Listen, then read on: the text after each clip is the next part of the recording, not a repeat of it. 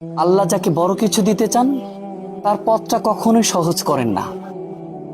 তার সবচেয়ে প্রিয় জিনিসটা কেড়ে নেন, প্রিয় মানুষটাকে কেড়ে নেন,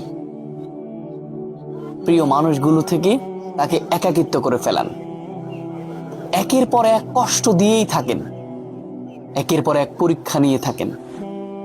একটা বিপদ গিয়েছে, একটা কষ্ট গিয়েছে, আরেকটি কষ্ট এসে হাজির হয়েছে। তখন আপনি মনে করবেন যে আল্লাহ আমাকে এমন কিছু দিবেন, সেটা আল্লাহ নিজেই বলেছেন, ওয়ালা সাউফা ইউতিকা রাব্বুকা ফাতারদা। আমি আল্লাহ কিছুক্ষণ পর, কিছুদিন পর এমন কিছু দিব যে আমার বান্দা খুশিতে আত্মহারা হয়ে যাবে।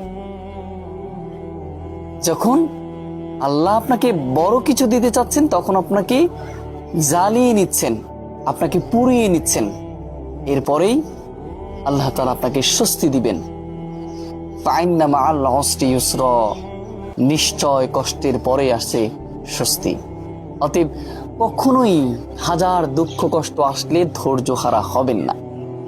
আল্লাহ আমাদের আছেন, যিনি সৃষ্টি করেছেন, যিনি মায়া করে সৃষ্টি করেছেন, তিনি অবশ্যই আমাদের কষ্টগুলো মোচন করে দিবেন।